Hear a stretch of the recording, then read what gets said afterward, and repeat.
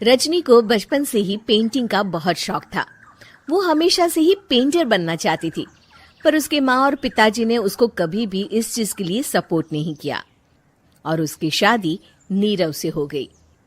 नीरव रजनी को बहुत प्यार करता था, पर रजनी हमेशा चुपचाप ही रहती। वो इस शादी से खुश नहीं थी। वो ये शादी नहीं करना चाहती थी। उसे तो हमेशा से पेंटर जो बनना था। अपने इस सपने को वो नहीं पूरा कर पाई, इसलिए वो हमेशा उदास रहती थी। रजनी, बहुत ही बढ़िया फिल्म लगी है, कल देखने चले?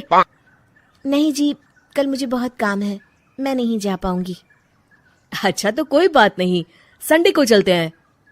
देखिए, मुझे फिल्म देखना पसंद नहीं है। आपको जाना है तो चले जाइए। नीरव को मना करके रजनी वहां से चली जाती है और अपने बैग को खोलकर उसमें बंद पड़े ब्रश और कलर्स को देखकर रोने लगती है। रजनी, चलो ना कहीं बाहर खाने चलते हैं, कुछ तुम्हारी पसंद का। जी, मुझे नहीं जाना, मेरी तबीयत ठीक नहीं है। रजनी वहां से चली जाती है। नीरव को समझ नहीं आता कि रजनी उससे इतना दूर क्यों रहती है। वो जब भी उसके साथ वक्त बिताना चाहता है, रजनी कोई ना कोई बहाना बना देती है। एक दिन घर पर कोई नहीं था। रजनी घर का सारा काम जल्दी से खत्म कर लेती है। घर पर अकेले होने के कारण वो सोचती है कि वो आज पेंटिंग करेगी। वो अपने कमरे में जाकर पेंट ब्रशेस और कलर्स निकालकर जैसे ही कलर मिक्स कर रही होती है कि दरवाजे पर बेल बज जाती है। अब कौन आ गया इस वक्त? इतनी मुश्किल से तो मुझे पेंट करने का मौका मिला है। रजनी दरवाजा खोलती है तो उसकी सास अपनी सहेलियों के साथ खड़ी होती है और सब घर के अंदर आ जाते हैं। अरे बहू, सबको शरबत बनाकर पिला दे, बाहर तो बड़ी गर्मी है। उफ। जी। रजनी पेंट ना कर पाने से उदास हो जाती है।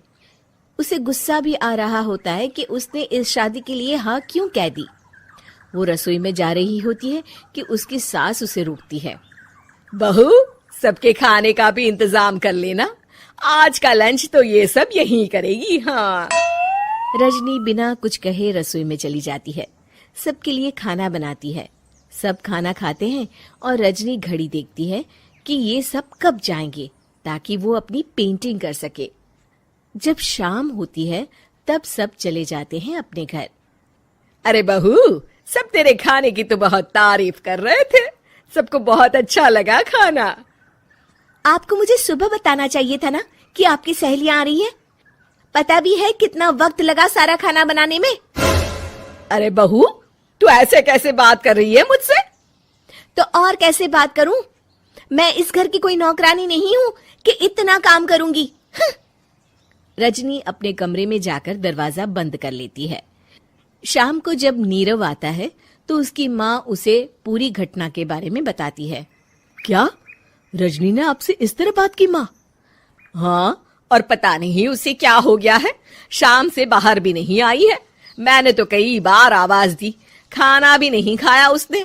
तू ही बात करके देख ले बेटा। नीरव अपने कमरे का दरवाजा खटखटाता है।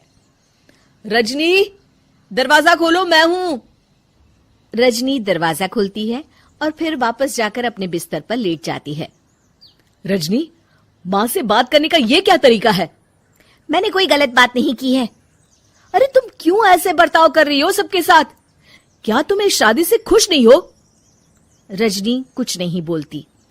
अरे बताओ मुझे रजनी, क्या ये शादी तुम्हारी मर्जी के खिलाफ हुई है? हाँ, मैं ये शादी कभी नहीं करना चाहती थी।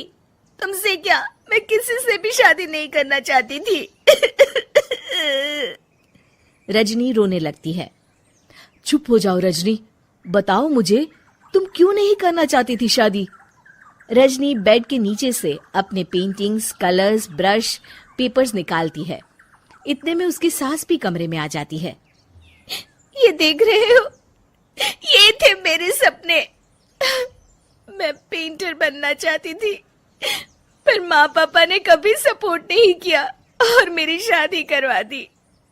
मेरे सारे सपने टूट गए। हर वक्त बस गुस्सा आता रहता है मुझे। मैं जानती हूँ कि आप लोगों की इसमें कोई गलती नहीं है, पर मैं क्या करूँ, मुझे समझ में नहीं आता।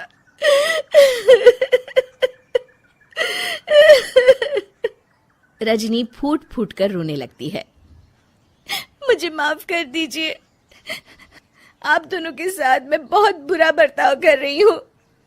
अरे रजनी बेटा, चुप हो जाओ तुम।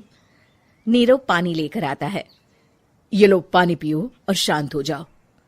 रजनी पानी पीती है और उसकी सास पेंटिंग्स देख रही होती है।